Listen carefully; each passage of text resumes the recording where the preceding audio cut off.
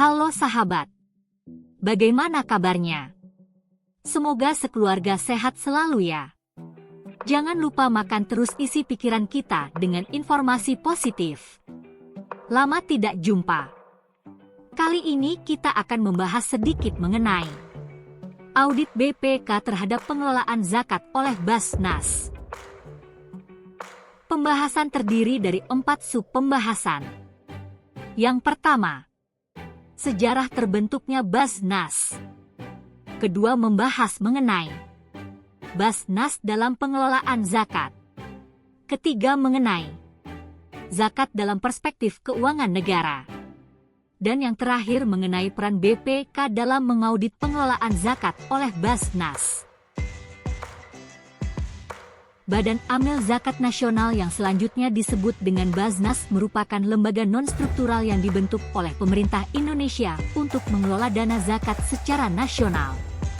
Basnas yang mengelola dana begitu besar tidak lepas dari potensi penyalahgunaan anggaran di masa yang akan datang.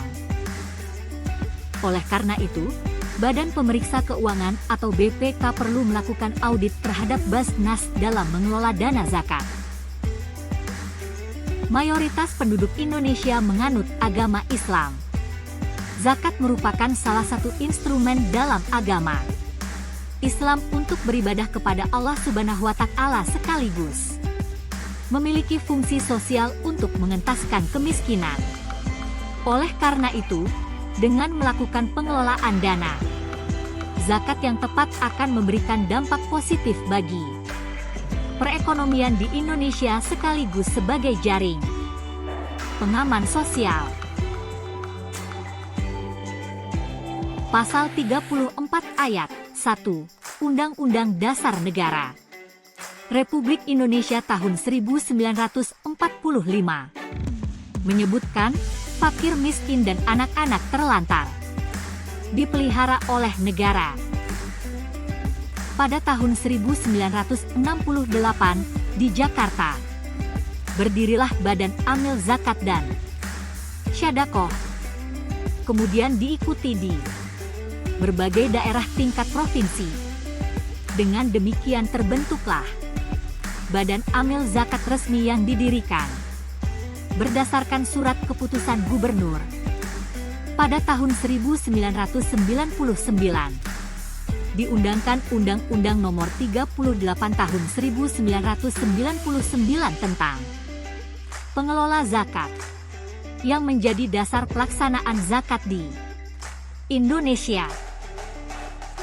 Pada tahun 2001, di Jakarta telah terbentuk beberapa organisasi pengelola zakat (OPZ) yang dikukuhkan oleh pemerintah seperti Dompet Duafa, Yayasan Amanah, Tafakul, Rumah Zakat Indonesia, Pos Keadilan Peduli, Ummah, Lazis Muhammadiyah, Baitul Ma'al Muamalat, Hidayatullah, Persatuan Islam, dan Bamuis BNI.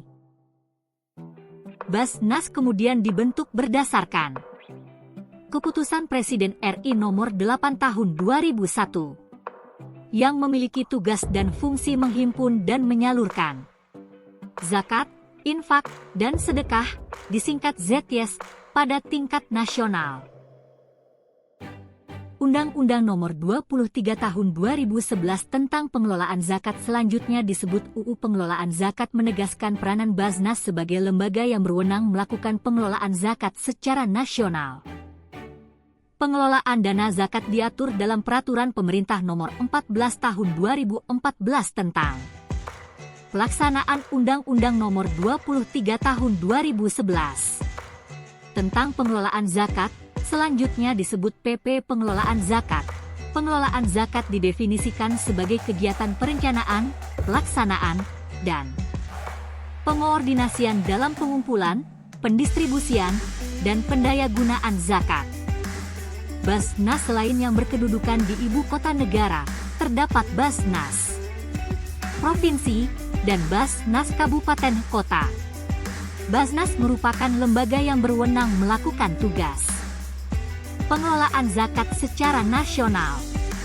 Basnas dalam pelaksanaan pengumpulan, pendistribusian, dan pendayagunaan zakat masyarakat dapat membentuk lembaga amil zakat.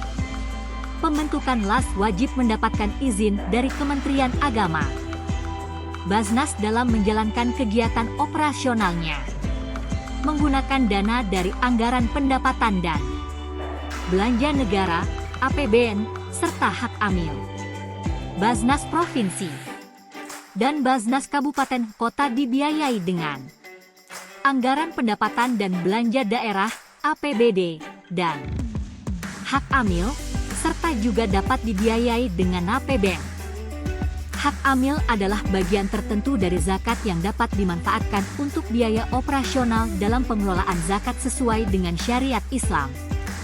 Baznas untuk memastikan menjalankan tugas dan fungsinya dengan baik perlu dilakukan pengawasan kinerja yang salah satunya dalam bentuk pemeriksaan. PP Pengelolaan Zakat mengatur dua jenis pemeriksaan.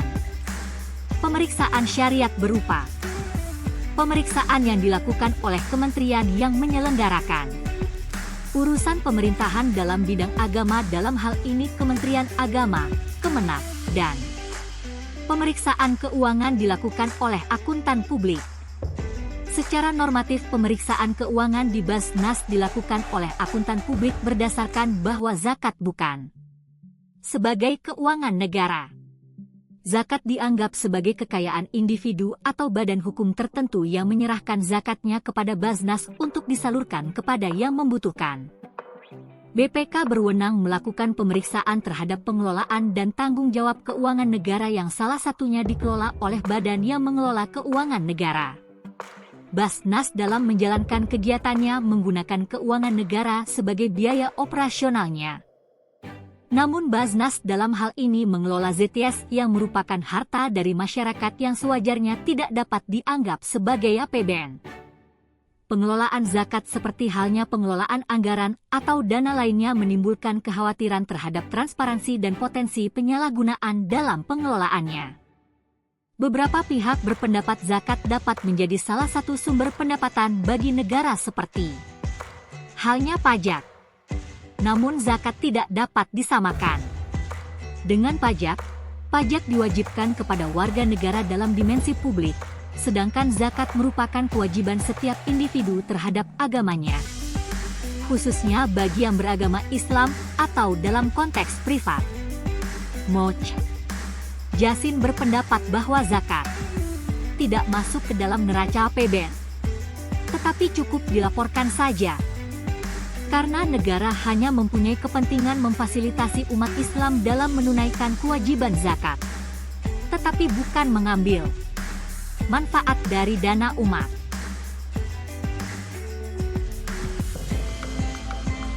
Amir Syarifuddin memberikan perbedaan antara zakat dengan pajak sebagai berikut.